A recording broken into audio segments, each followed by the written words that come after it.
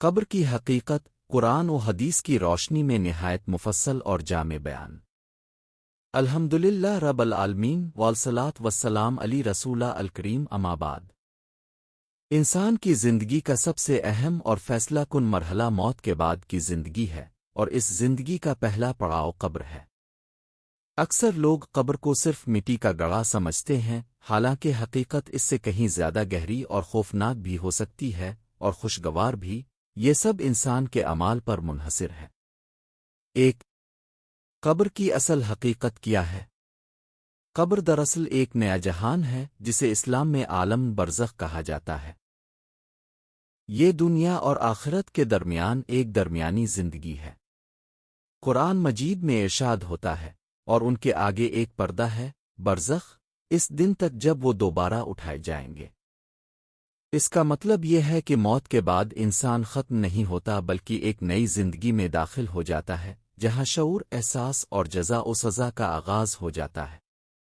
دو، موت کے فوراً بعد کیا ہوتا ہے؟ جب انسان کی روح جسم سے نکلتی ہے تو نیک انسان کی روح آسانی سے نکلتی ہے، جیسے پانی مشکیزے سے نکلتا ہے۔ گناہگار کی روح سختی سے کھینچی جاتی ہے۔ پھر روح کو آسمانوں کی طرف لے جایا جاتا ہے۔ نیک روح کو عزت کے ساتھ جگہ ملتی ہے، بری روح کو واپس زمین کی طرف پھینک دیا جاتا ہے۔ پھر میت کو قبر میں واپس لایا جاتا ہے، جہاں اصل امتحان شروع ہوتا ہے۔ تین، قبر میں سوال و جواب، منکر نکیر۔ قبر میں دو فرشتے آتے ہیں، منکر اور نکیر۔ وہ تین بنیادی سوال کرتے ہیں۔ تیرا رب کون ہے؟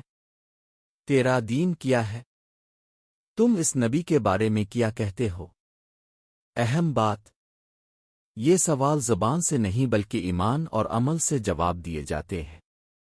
مومن کہے گا، میرا رب اللہ ہے، میرا دین اسلام ہے، اور نبی اللہ کے رسول ہیں۔ منافق کافر کہے گا، مجھے نہیں معلوم۔ چار، نیک لوگوں کی قبر کی کیفیت۔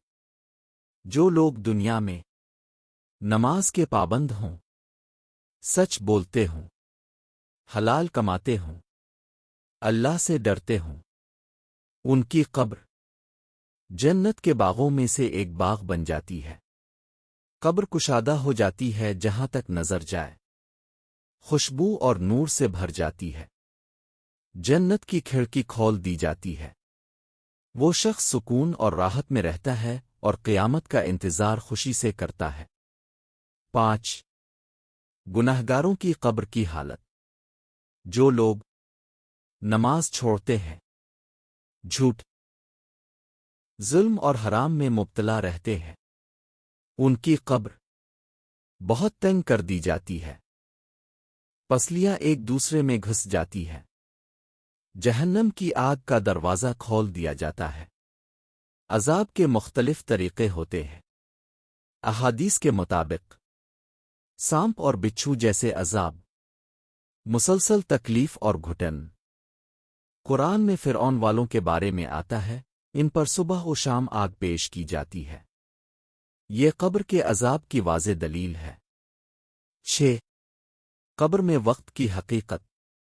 قبر میں وقت دنیا جیسا نہیں ہوتا۔ نیک انسان کو لگتا ہے جیسے چند لمحے گزرے ہوں۔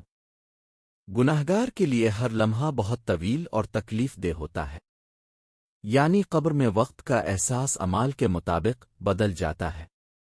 7، قبر آخرت کی پہلی منزل۔ نبی کریم نے فرمایا، قبر آخرت کی پہلی منزل ہے، اگر یہاں نجات مل گئی تو آگے آسانی ہے، اور اگر یہاں ناکامی ہوئی تو آگے اور زیادہ سختی ہے۔ اس کا مطلب قبر کامیابی یا ناکامی کا ابتدائی فیصلہ ہے۔ 8، قبر کے عذاب سے بچنے کے اعمال۔ قبر کی حقیقت جاننے کے بعد ہمیں اپنی زندگی کو بدلنا ہوگا۔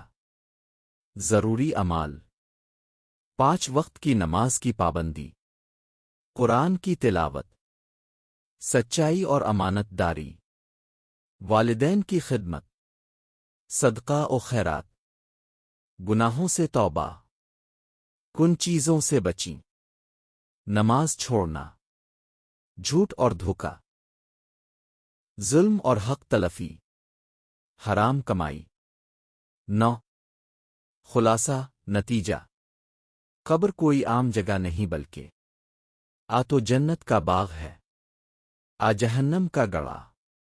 یہ مکمل طور پر ہمارے اعمال پر منحصر ہے۔ دنیا عارضی ہے، قبر اور آخرت ہمیشہ کی ہے۔ عقل مند وہی ہے جو اپنی قبر کو سنوار لے۔ آخری دعا، اللہ تعالی ہمیں قبر کے عذاب سے محفوظ رکھے، ہماری قبروں کو جنت کے باغوں میں سے باغ بنائے، ہمیں ایمان پر موت عطا فرمائے۔ آمین رب العالمین۔ اللهم صل على سيدنا محمد وعلى آل سيدنا محمد وبارك وسلم.